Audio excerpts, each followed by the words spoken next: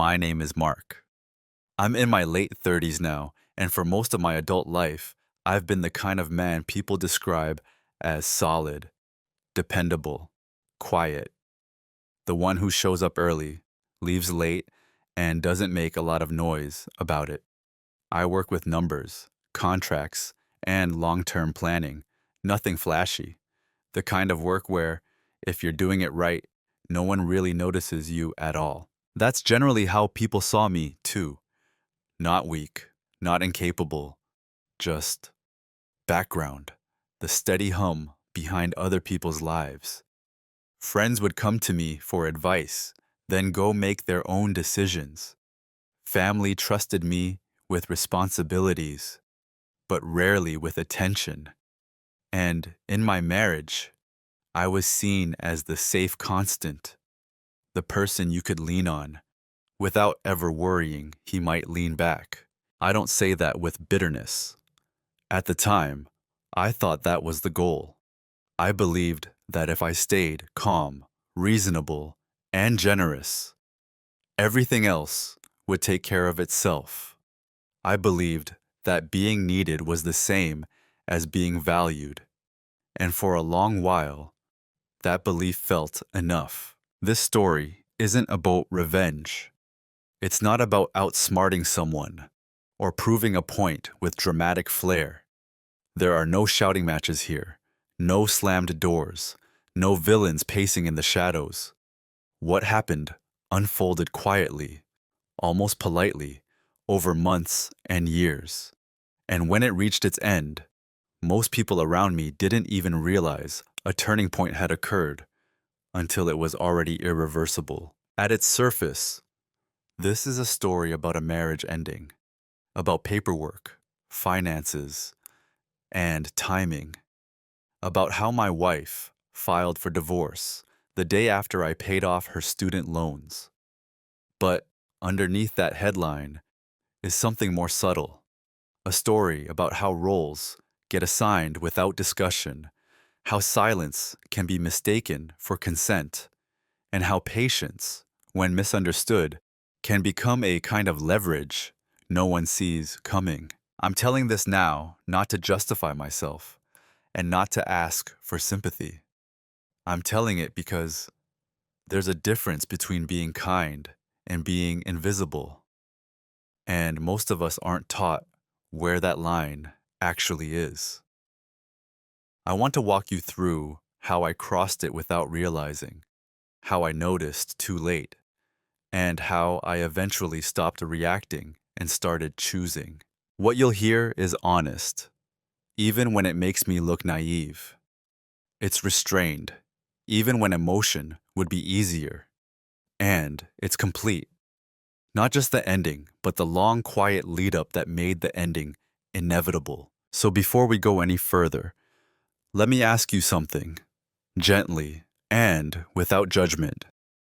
Have you ever looked back on your life and realized that people didn't change?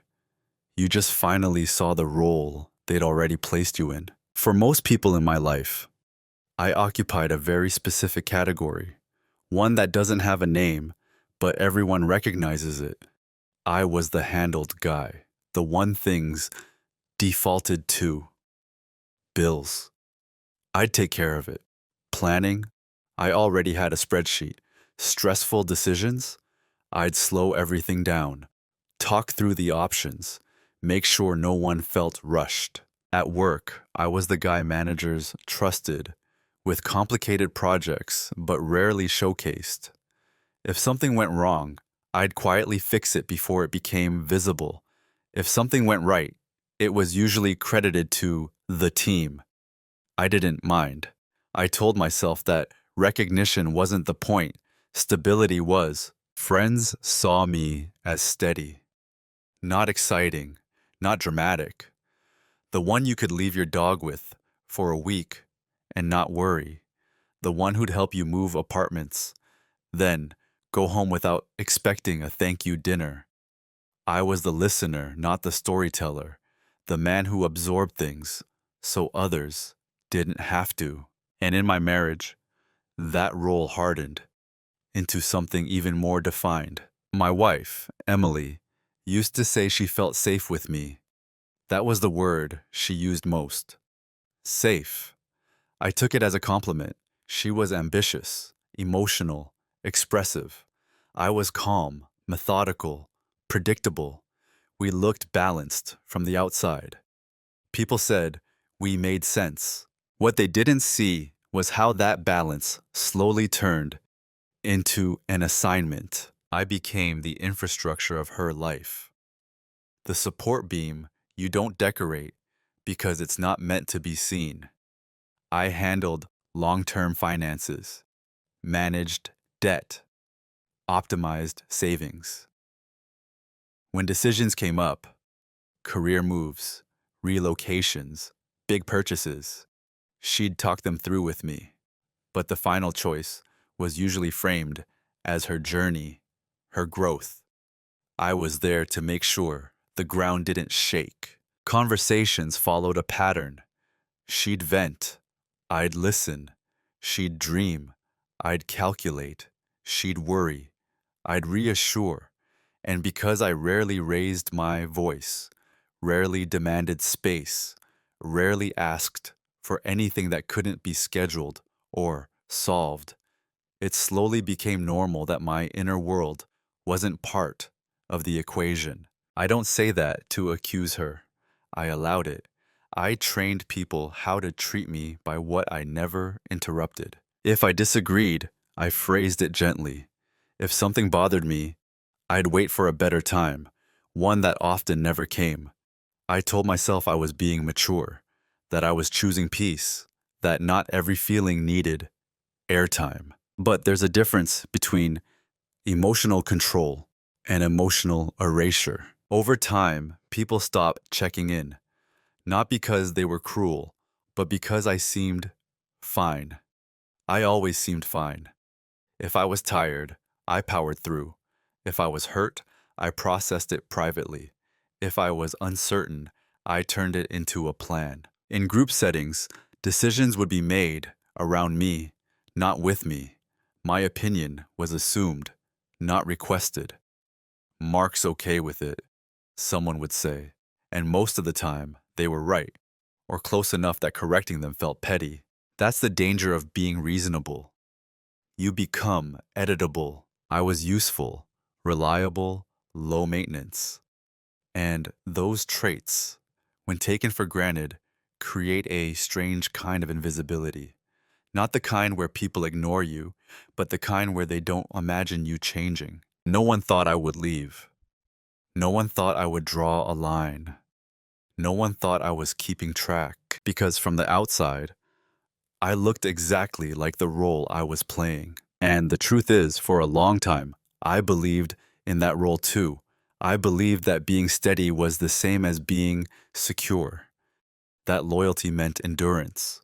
That love meant absorbing weight quietly. I didn't feel oppressed. I felt assigned. And at that stage of my life, I still thought that if I did my part well enough, the role would eventually evolve on its own.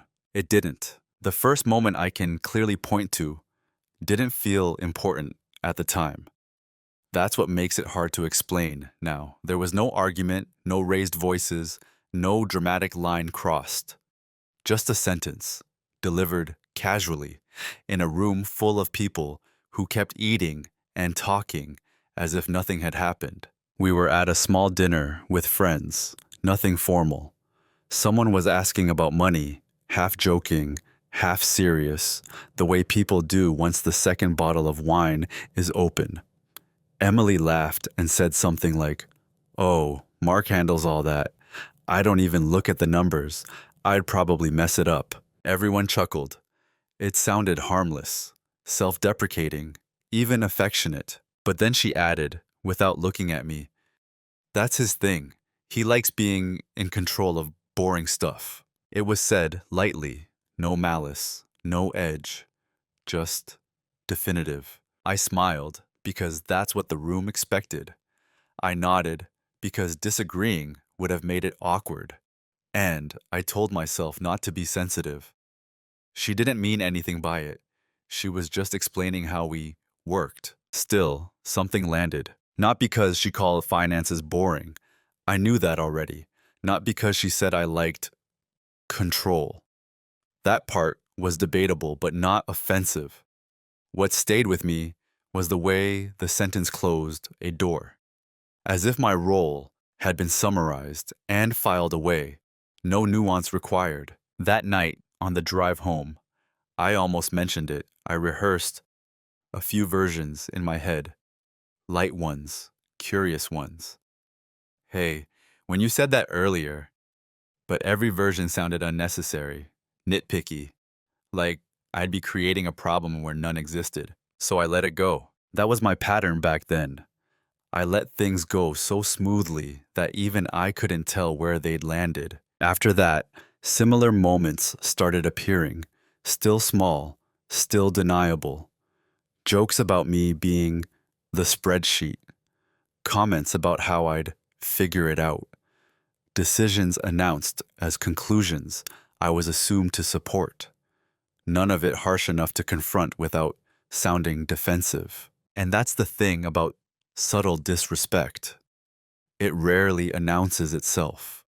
It wears the costume of familiarity, humor, efficiency. I noticed that when people spoke about my contributions, they framed them as functions, not choices, not Mark decided, but Mark handles, like a system that runs in the background. Emily wasn't unkind, she just stopped being curious. If I expressed hesitation about something, taking on more financial responsibility, adjusting timelines, slowing down, she'd reassure me with statements like, "You're good at this," or "You don't mind, right?" The question wasn't really a question. It was a reminder of who I was supposed to be. And I played along because it was easier, because it kept things smooth, because I'd built my identity around being unbothered. But I started noticing how often my preferences were filtered out before they reached the surface. How rarely anyone asked what I wanted, only what I could handle. The cut wasn't deep, it didn't bleed, but it was precise. I didn't talk about it with friends. From the outside, everything looked fine. Better than fine. We were stable, functional, comfortable. Complaining would have sounded ungrateful, so I kept a mental note instead. Not as evidence, not as resentment, just awareness. I began to notice tone, timing, assumptions. And once you notice a thing like that, you can't unsee it. Even when you choose not to react, part of you is quietly recording. At the time, I still believed this was normal, that every long-term relationship settled into roles, that small discomforts were the price of harmony. I told myself I was being mature. What I didn't realize yet was that every time I stayed silent to keep the peace, I was also teaching people how much space they were allowed to take from me. Once something becomes familiar, it stops registering as a problem. That's how normalization works. Not with a sharp turn, but with a series of small adjustments you barely notice making. After that dinner, the pattern settled in quietly. Emily would make plans that affected both of us and present them as updates instead of questions. Trips scheduled, commitments made, financial decisions framed as conclusions we'd already agreed on, because, in her mind, we probably had. I was always involved in the logistics, so it felt logical to assume my consent came bundled with my competence. If I paused, even briefly, there was a subtle impatience, not anger, just confusion, like a system returning an error it wasn't designed to process. "You're overthinking it," she'd say lightly. "You always figure this stuff out. This is kind of your zone anyway." Those phrases sound like praise. That's why they work. At work, something similar was happening. Responsibilities expanded without titles changing. Expectations increased without conversations to match them. I became the person people leaned on when they didn't want risk, but also the person they overlooked when credit was distributed. Again, I didn't protest. I told myself this was how trust looked, that being relied upon was a form of respect. I was wrong, but not in the way people usually imagine. The disrespect wasn't overt. No one was trying to diminish me. They were just responding to the version of me I kept presenting, capable, agreeable, low friction. I made it easy for people to assume I'd adapt. So I adapted. I adjusted my expectations downward and my output upward. I stopped voicing preferences that didn't align with the path already in motion. I reframed discomfort as maturity, silence as strength. I remember one specific evening, nothing dramatic. Emily was stressed about her student loans. The balance loomed over her like a cloud.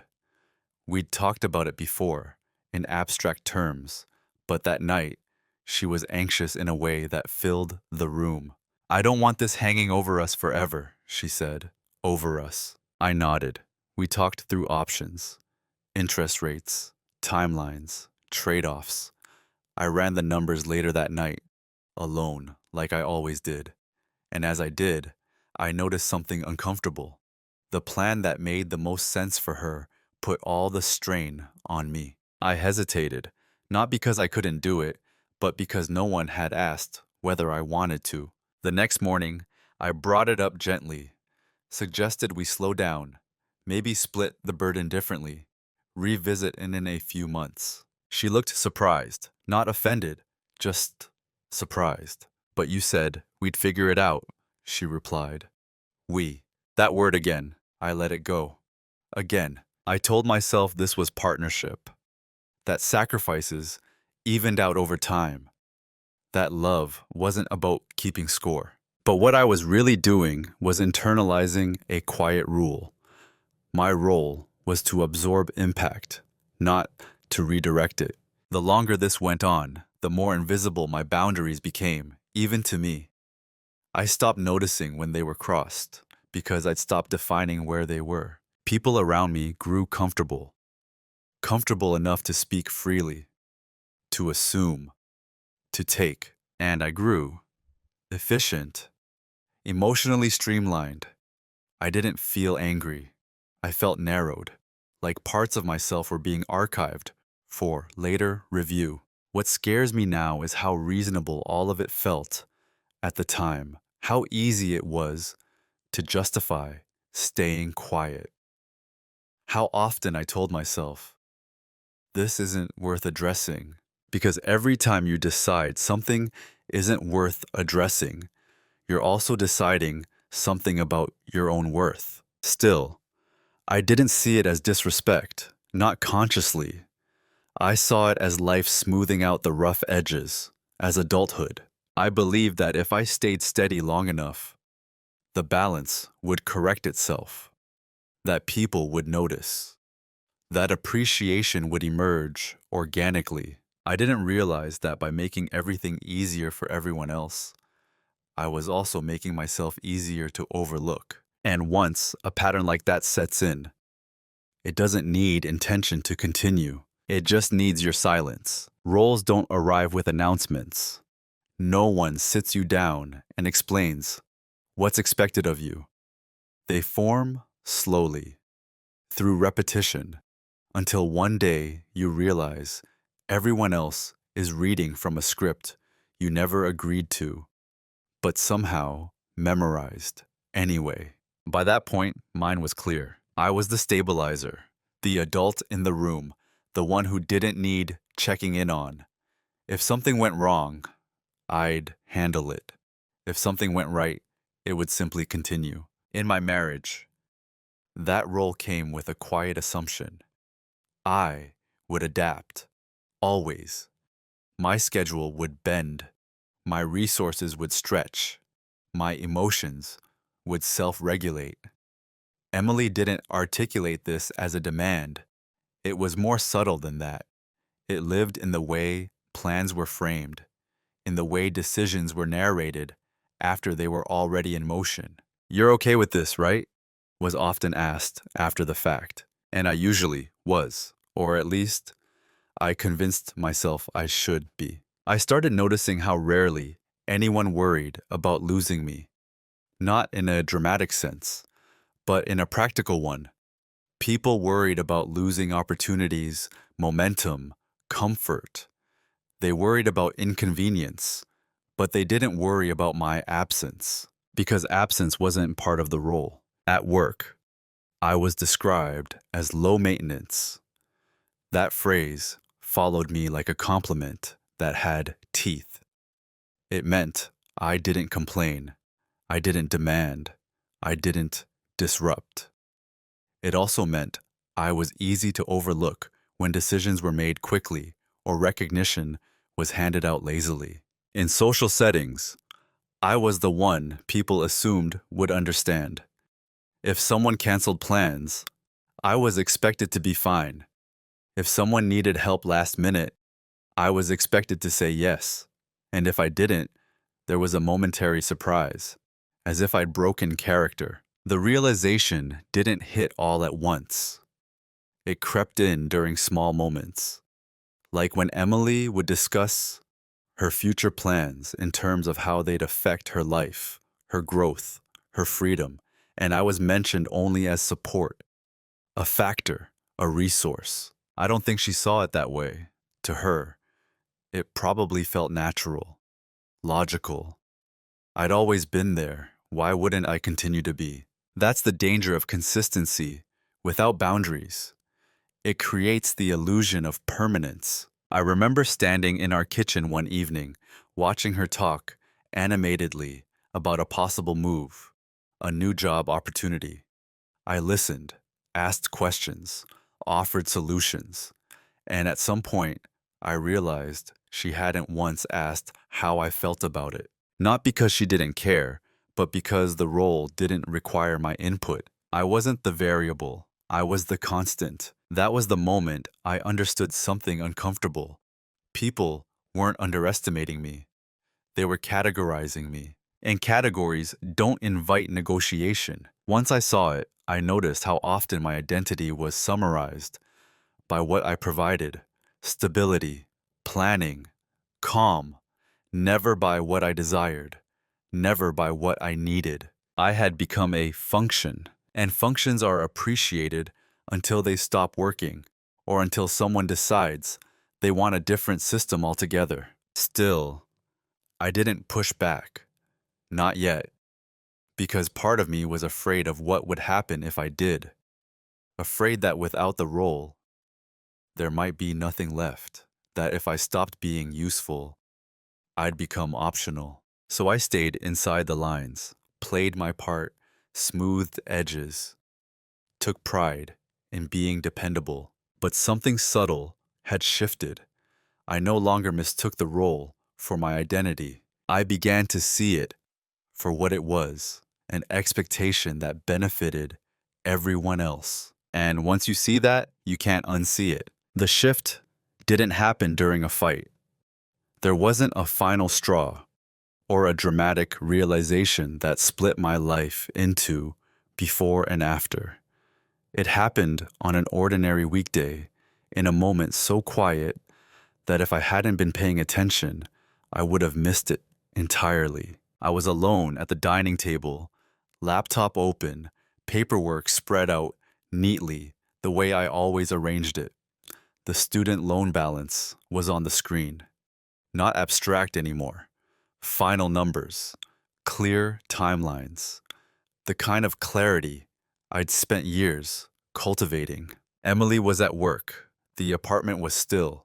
No music, no television, just the low hum of the refrigerator and the sound of my own breathing. I remember thinking, very calmly, I can do this. And then, just as calmly, another thought followed. But no one asked me if I wanted to. That was new, not the situation, the thought. For the first time, I didn't immediately move to justify the imbalance. I didn't tell myself this was love, or partnership, or temporary sacrifice. I didn't rush to the moral high ground where generosity excuses everything. I just sat there and let the thought exist without correcting it. I noticed how my body felt, not angry, not tense, just still, alert, like something had come into focus. Up until that moment, I'd believed my silence was patience, that my restraint was strength. But sitting there, staring at numbers that represented years of obligation, I realized something unsettling. My silence had stopped being a choice a long time ago. It had become a reflex, and reflexes don't protect you, they just repeat. I looked back, not dramatically, just analytically, at patterns, at how often my role had been assumed instead of discussed, at how rarely my consent had been explicit, at how easy it was for people to say we when they meant you. For the first time, I didn't feel hurt by it. I felt clear. Clarity is quiet. It doesn't demand action. It just removes excuses. That evening, Emily came home and talked about her day. I listened, like always, nodded, asked questions. But something was different, not in my behavior. Externally, I was the same, but internally, a line had been drawn. I wasn't preparing to argue. I wasn't planning a confrontation. I wasn't even sure what I would do yet. But I knew one thing with absolute certainty. I would no longer act automatically. That night, after she went to bed, I stayed up, not anxiously, methodically.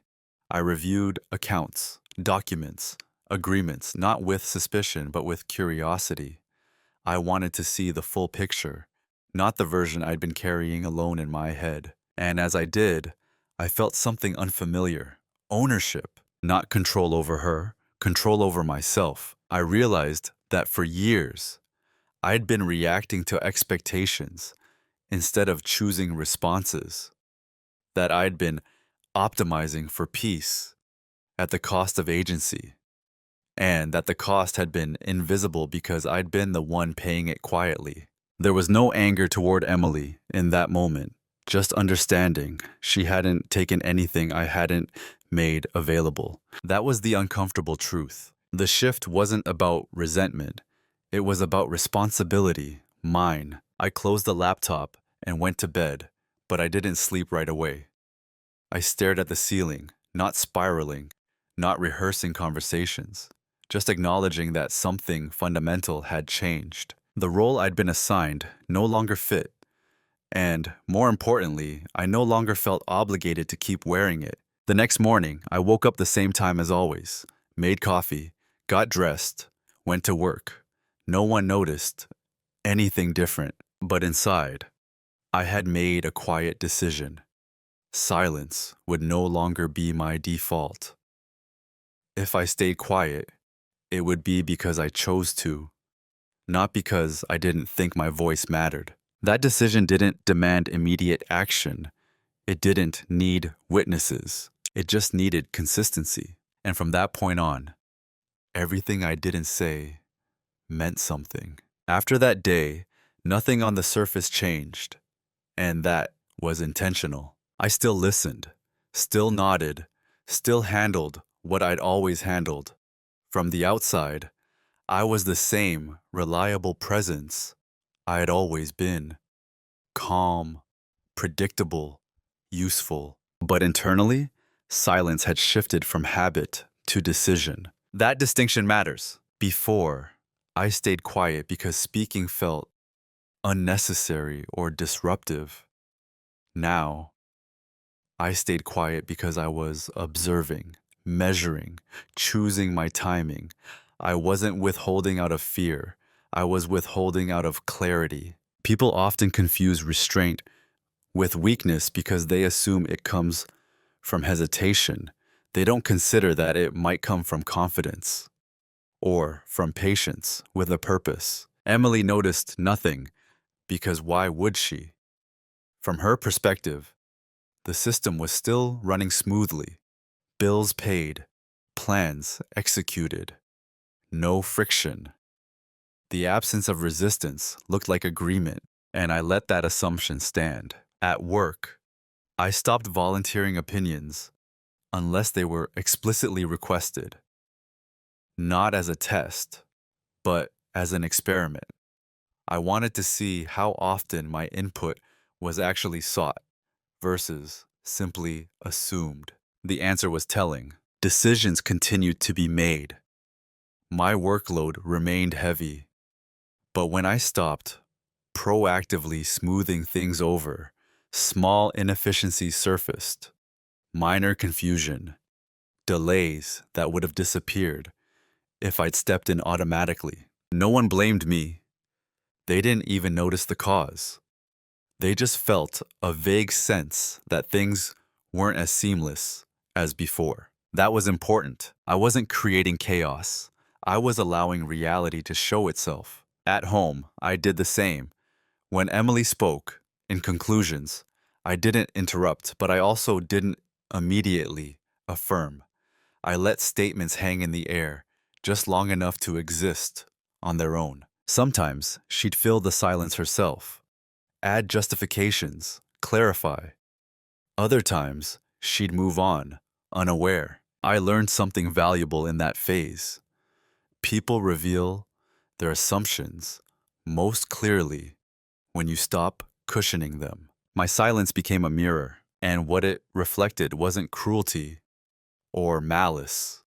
It was entitlement, grown comfortable, not aggressive entitlement, passive, inherited, the kind that forms when someone has never been told no because they've never needed to ask. I also noticed how quickly people interpreted my quiet as compliance, or worse, as weakness, as if my lack of reaction confirmed that I was unaffected, unbothered, unchanged. That misconception worked in my favor, because while they were reading my calm as absence, I was gathering information, financial documents, timelines, patterns.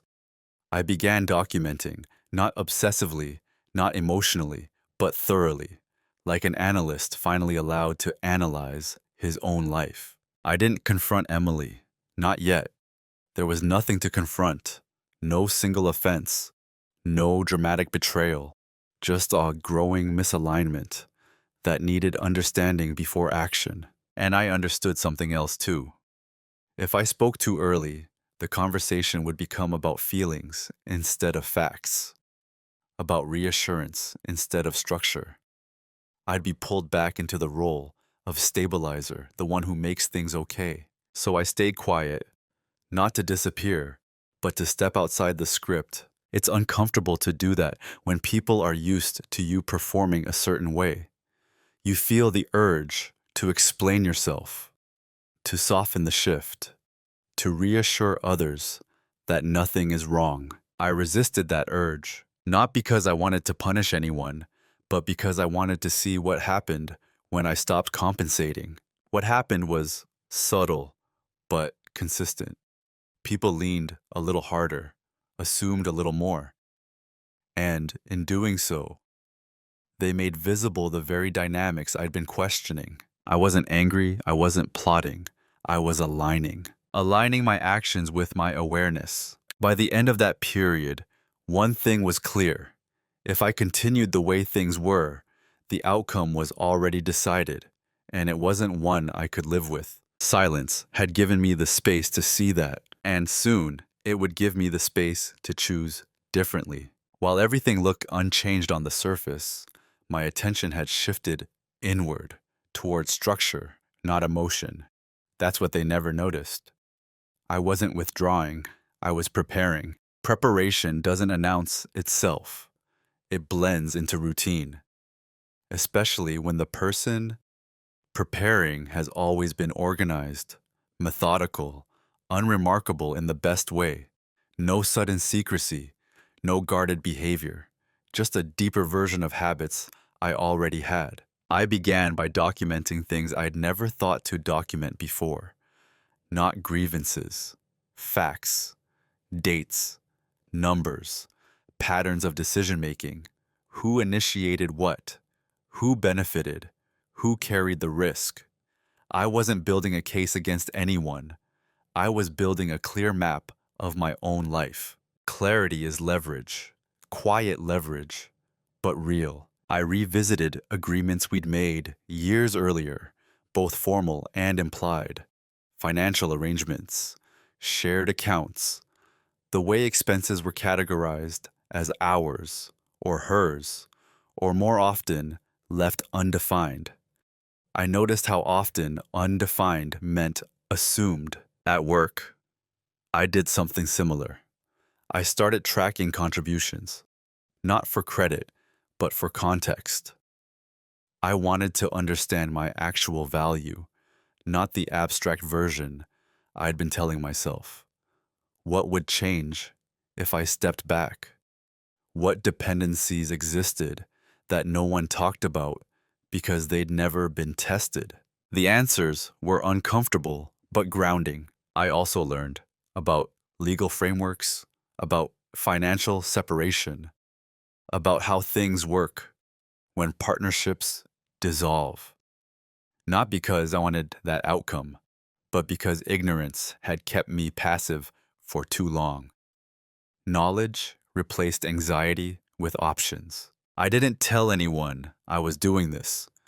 There was no reason to. Preparation doesn't need applause. At home, Emily continued planning her future with confidence, talking about next steps, opportunities, the relief she'd feel once certain burdens were lifted. She wasn't cruel about it. She was hopeful, and I listened, calmly, knowing something she didn't. That hope, built on unexamined assumptions, is fragile. I noticed how often she spoke about after the loans, after the stress, after things settled. I realized that in her version of after, my role didn't change. The load did, but the structure stayed the same. That's when it became clear that waiting for organic balance was a mistake. Balance doesn't emerge on its own when incentives are misaligned. It has to be designed or enforced. I wasn't interested in enforcement through conflict. I wanted alignment through reality. So I positioned myself accordingly. I made sure my finances were clean, traceable, separate where they needed to be. I reduced emotional exposure by reducing logistical entanglement. Quietly, legally, ethically. I strengthened my independence, not by pulling away, but by standing more firmly in my own lane. There's a misconception that preparation is cold or calculating. It isn't. It's respectful, to yourself first and to others by avoiding chaos. I didn't want a dramatic rupture. I wanted a clean outcome, whatever that outcome turned out to be. During that time, I learned something else they never noticed. How often people mistake your past generosity for a permanent guarantee. Because I'd always stepped in, no one imagined I might step back. Because I'd always absorbed stress, no one imagined I might redistribute it. Because I'd always stayed, no one imagined I might choose differently. That assumption was the quietest form of leverage I had. And I didn't create it. I inherited it from years of consistency.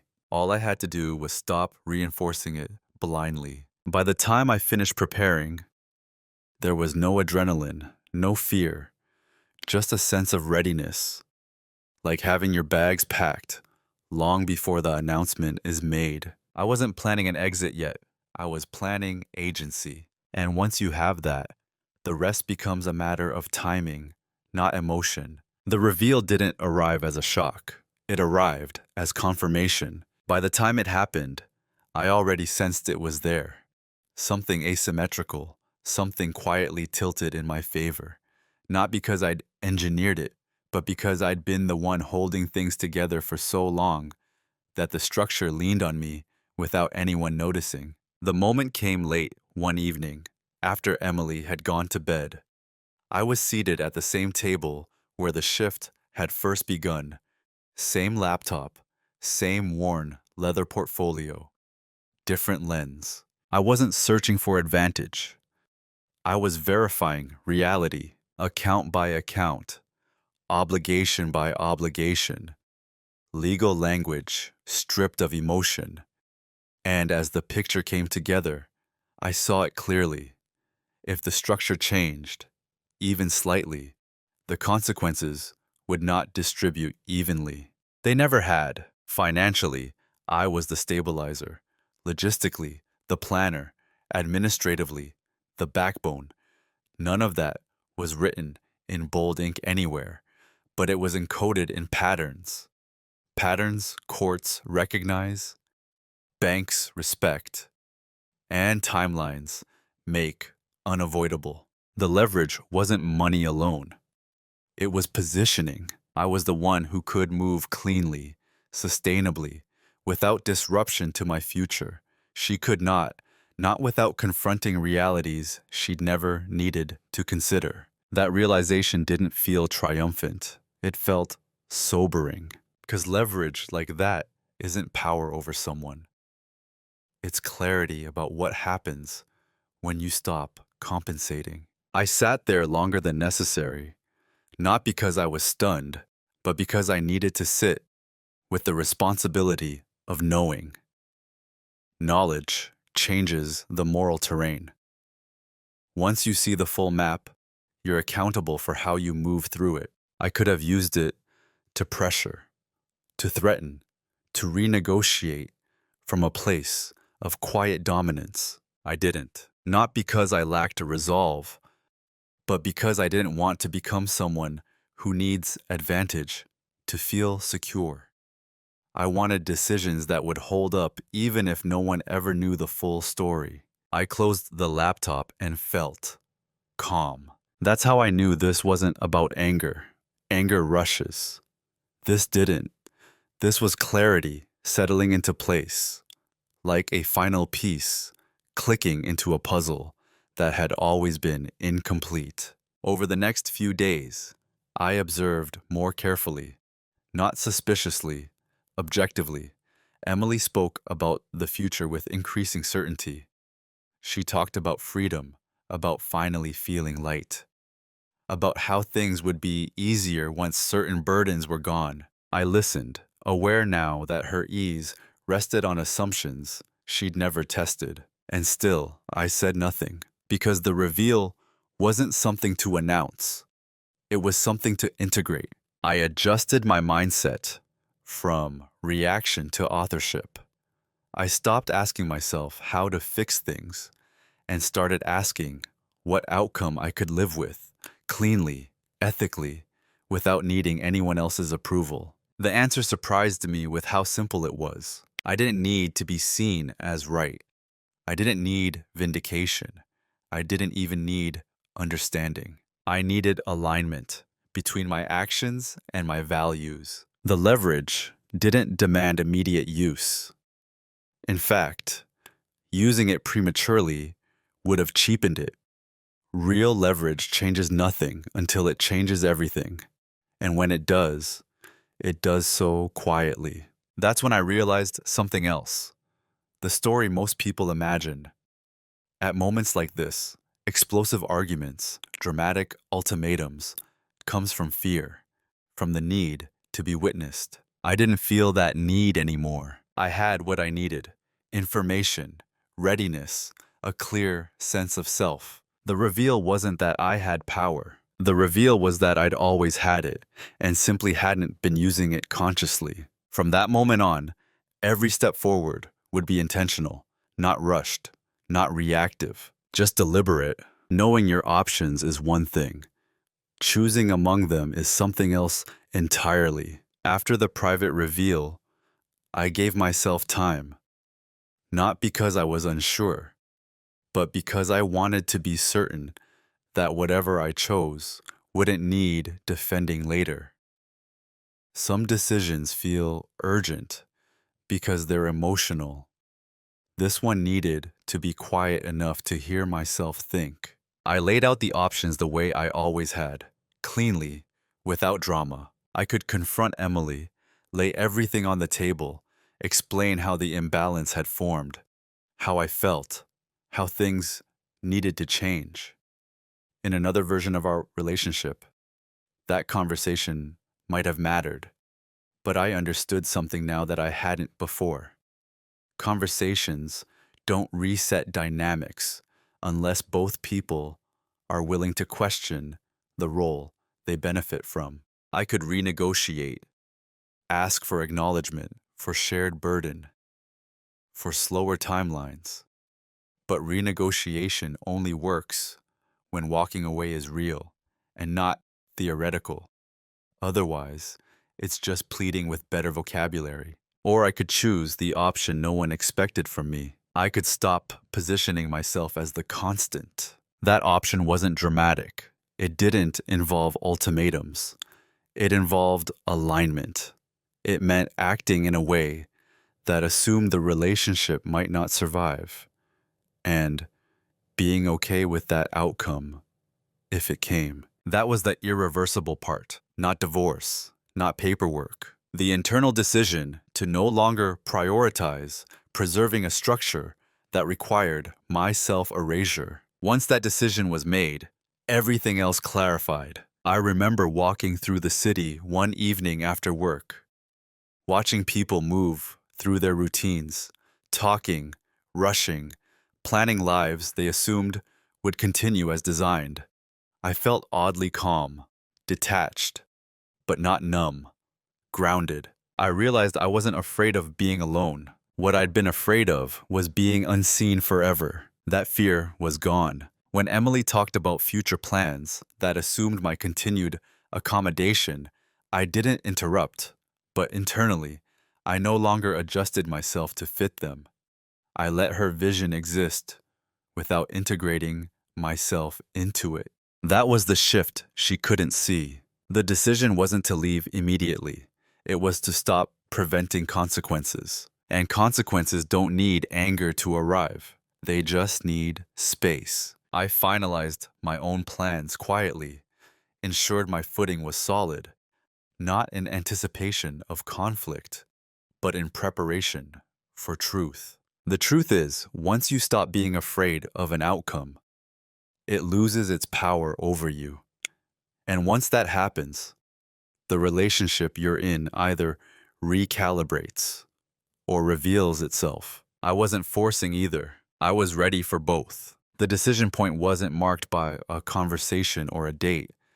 It was marked by a boundary, internal, firm, and non-negotiable. From that moment on, I would not sacrifice my agency to maintain comfort. Everything that followed was simply the unfolding of that choice. Once the decision was made, the rest became procedural. Not cold, not mechanical, just clean. I didn't announce anything.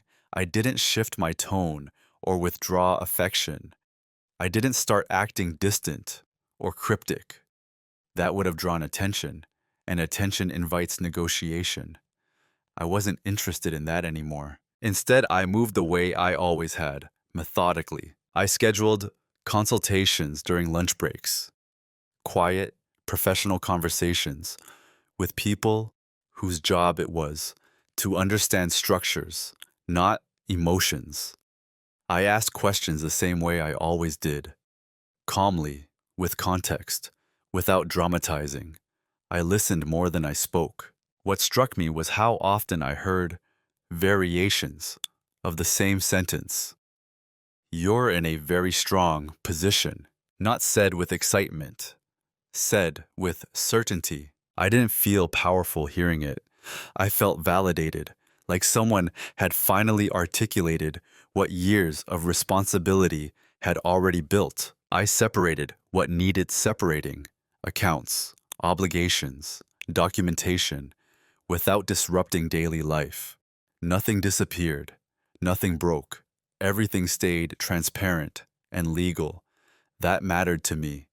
I wasn't hiding assets. I was clarifying ownership. Clarity isn't aggression. At home, Emily continued as usual, talking about her work, her stress, her plans. I supported her emotionally the same way I always had. Listened, reassured. From her perspective, nothing had changed. That's what made this phase so strange. I was preparing for a future she assumed was already secured. I remembered the exact morning the transfer cleared. I was at my desk at work, coffee cooling beside me. No music, no rush, just a notification on my phone. The transfer cleared. The papers arrived. I didn't react right away. I read everything twice, verified, closed the app, finished my coffee. No adrenaline, no relief, just confirmation. That's the thing people misunderstand about moments like this. They imagine triumph or devastation.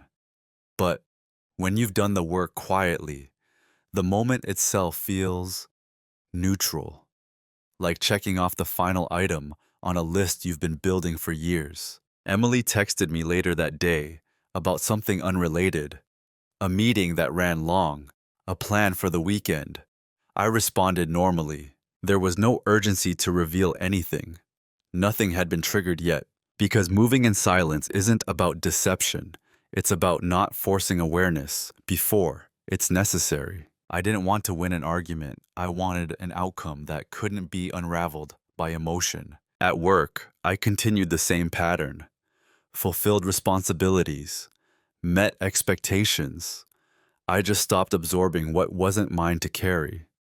Small shifts, invisible unless you were looking closely, and no one was. That's the irony. People only notice change when it disrupts their comfort.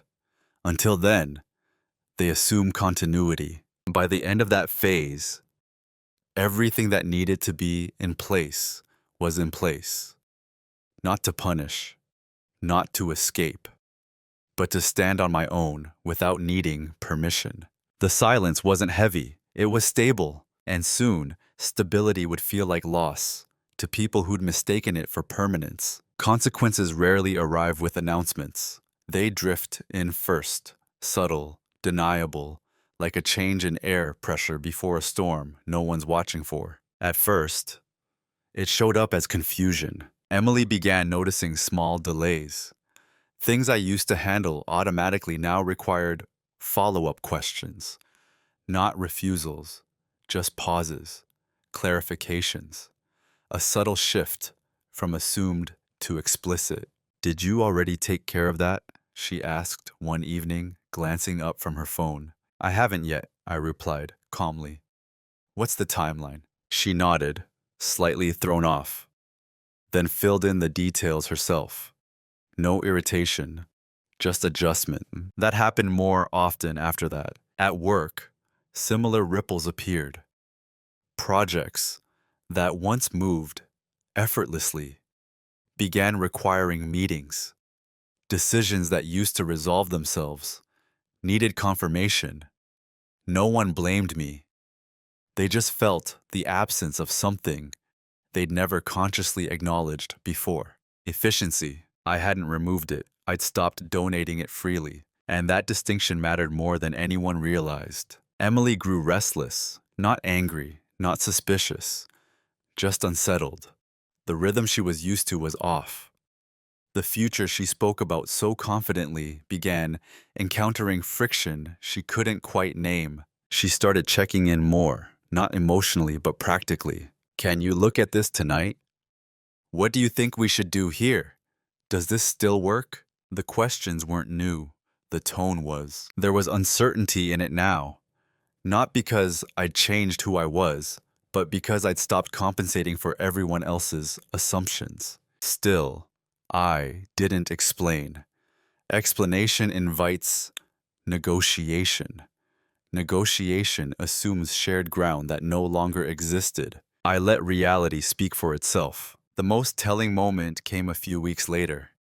Emily was talking about how relieved she felt, how the weight she'd been carrying was finally gone, how things felt lighter. She paused, then added, almost absent-mindedly, I don't know why, but I still feel uneasy. I looked at her, not searching, not defensive. Sometimes change takes time to settle, I said. It was true, just not in the way she meant. Around us, the world kept moving. Friends joked. Work continued. Life looked normal, but underneath that normalcy, something irreversible was underway. People were beginning to feel the difference between support and dependence. And they didn't like it, not because they were losing me, but because they were losing the version of me that made everything easier without asking for anything in return. Emily began expressing frustration in indirect ways, not accusations, observations. You seem less involved lately. I feel like I'm carrying more mental load. I listened, carefully, calmly, and for the first time, I didn't rush to reassure her by taking it back. I asked questions instead, clarifying ones, neutral ones. What feels heavier? What changed for you? She struggled to answer, because what had changed wasn't external, it was structural. The safety net was still there. It just wasn't stretched as wide. And that's when I realized something important. People don't notice fairness when they're benefiting from imbalance. They notice it only when the imbalance begins to correct. From Emily's perspective, something was being taken away. From mine, something was finally being returned. Still, there was no confrontation, no dramatic reveal, just an increasing sense that the future she'd been planning might not unfold the way she'd imagined. The consequences had begun, not as punishment, but as alignment. And once alignment starts, it doesn't stop just because someone becomes uncomfortable. By the time Emily realized something was truly wrong, the window for fixing it had already closed. Not because I was unresponsive, not because I refused to talk, but because the kind of fixing she was reaching for required a version of me that no longer existed, the one who would absorb discomfort in exchange for stability. The first sign of panic wasn't loud. It was procedural. She started asking questions she'd never asked before. About accounts, about timelines, about what was still shared and what wasn't. Her tone wasn't accusatory. It was searching, like someone trying to reassemble a map after realizing a landmark is missing. Why does this look different? She asked one evening, scrolling through statements. When did this change? I answered honestly, simply, without defensiveness. When I reorganized things, I said, a while ago. Her eyes stayed on the screen longer than necessary. There was a pause after that, one of those silences that stretches because neither person knows which direction it's going to break. That's when the emotional repair attempts began. She started being more attentive, more careful, checking in, not just about logistics, but about me, asking how I was feeling, suggesting we take time off together, talking about us with a softness I hadn't heard in a long time. If this had happened earlier, months earlier, it might have mattered. But timing is everything. What she didn't understand yet was that my decision hadn't been made in response to a single event. It had been made in response to a pattern. And patterns don't dissolve just because someone finally notices them. She tried to rewind the narrative, reframe past moments as misunderstandings, minimize assumptions as accidents. I didn't realize you felt that way, she said more than once. I thought we were a team. I didn't argue. I didn't contradict her version of events. I didn't need to, because intent doesn't erase impact, and awareness doesn't retroactively create consent. The more she tried to restore the old dynamic, the clearer it became that she missed the structure more than the partnership.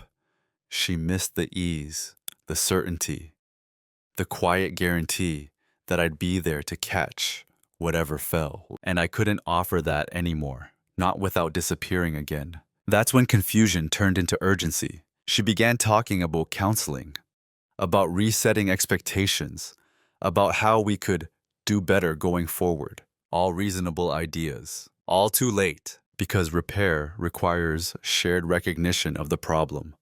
And while she was just beginning to see it, I had already moved past the point of needing it acknowledged. There's a moment in situations like this when one person realizes the other has already grieved the relationship quietly, privately, and come out the other side. That moment is terrifying. I saw it on her face when she asked, very carefully, "Are you still in this?" I didn't answer right away, not to be cruel, but because I wanted the answer to be precise. "I'm not willing to go back to how things were," I said, "and I'm not going to pretend that was working for me." That was the truth, clean, undramatic. She nodded, slowly, like someone absorbing bad news they'd hoped wasn't real. The irony is that nothing I said was new.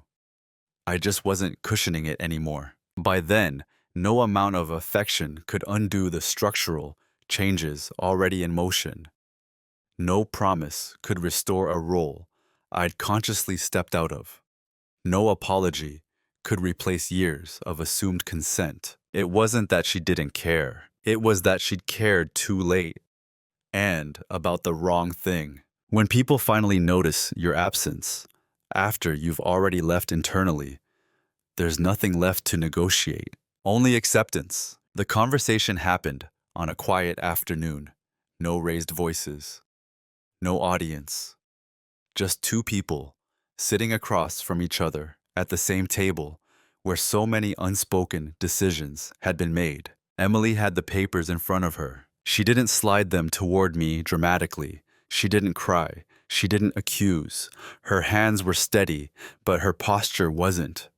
There was a guardedness there, like someone bracing for impact, even though the room was calm. "I think we both know where this is headed," she said. I nodded, not in agreement, just in acknowledgement. She explained her reasons carefully, talked about feeling disconnected, about wanting more autonomy, about how she'd grown and needed something different now. The words were measured, reasonable, almost rehearsed. I listened all the way through. When she finished, there was a pause. Not awkward, complete. "I'm not angry," I said, "and I'm not here to argue." That seemed to unsettle her more than anger would have. "I need you to understand something," I continued. "This didn't start recently, and it didn't start with the paperwork." She looked up then, really looked. "For a long time," I said, "I was functioning as part of your life instead of living my own. That wasn't your intention, but it was our reality, and allowed it." She opened her mouth to respond, then stopped. I let the silence do its work. "I didn't leave suddenly," I added. "I left gradually, internally. You're just seeing the external part now." There was no accusation in my voice, no bitterness, just explanation. She asked a few questions, practical ones, about logistics, about timing, about what this meant. I answered each one plainly. At one point, she said, "I didn't think you'd ever actually do this," not as an insult, as surprise. "I know," I replied. That was the closest thing to confrontation there was. She wanted emotion, something to respond to, anger she could defend against, sadness she could try to fix. I didn't give her either, not because I was numb, but because I was resolved. When the conversation ended, there was no dramatic closing line, just an understanding settling into place. This wasn't a fight, it was a conclusion. As I stood to leave the table, she said quietly, "I never meant to take you for granted." I believed her. "I know," I said, "but intention doesn't stop impact. Awareness just arrives when it arrives." That was it. No door slamming, no final speech. Just two people acknowledging that something had run its course long before either of them named it. The power of that moment wasn't in what was said, but in what wasn't. For the first time, I didn't need to manage anyone else's emotions. I walked away calm, not victorious, not wounded, just finished. After everything was finalized, people expected a visible change, a new version of me, something sharper, colder, or maybe louder. That didn't happen. What changed wasn't my personality, it was my posture. I still wake up early, still plan ahead, still value calm over chaos. But now, those traits belong to me first, not to whatever role I'm expected to fill. I don't offer stability as a default setting anymore. I offer it deliberately. There's a difference. I moved into a smaller place, not as a retreat, but as a reset. Fewer rooms, fewer assumptions. Everything in it was chosen intentionally. Nothing carried because it was easier to keep. People noticed that more than anything else. Friends commented that I seemed lighter, not happier in an exaggerated way, just more present, less stretched, less distributed. I started saying no without explanation, not defensively, casually, and I was surprised by how little resistance there was once I stopped justifying myself. Work changed too, not dramatically. I didn't quit. I didn't demand recognition. I simply stopped performing invisibly.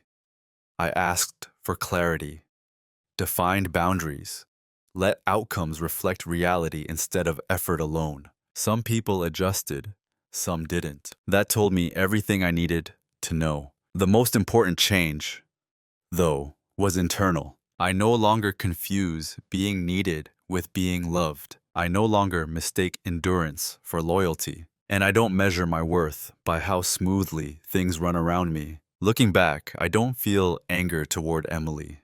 I feel understanding.